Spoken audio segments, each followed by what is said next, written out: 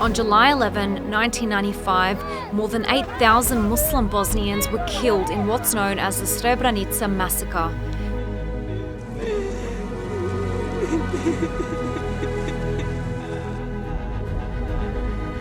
"22 years later, this dark day in recent history is still remembered. Let's take a look at what happened before and during the massacre.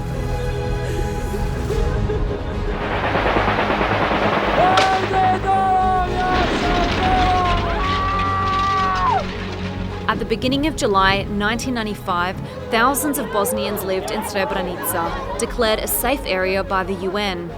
Dutch soldiers were protecting the location, but in small numbers. They weren't able to face the offensive of the Serb army. Requests for reinforcement, according to the commander of the Dutch army at the time, were denied by the UN. On July 11, 1995, the Serb army, led by General Ratko Mladic and accompanied by the paramilitary group known as the Scorpions, invaded the town. Men and boys were separated from their families and put on buses. What followed was the greatest atrocity on European soil since the Second World War. People were tortured, raped, executed and thrown into mass graves.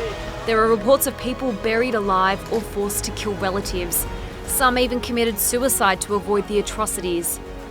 Years later, the UN acknowledged its mistake in assuming that 100 Dutch soldiers would be able to protect Srebrenica.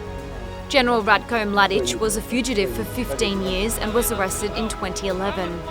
At the time, Serbian President Boris Tadic said that Mladic's arrest removed a heavy burden from Serbia's shoulders and closed an unfortunate page in the country's history.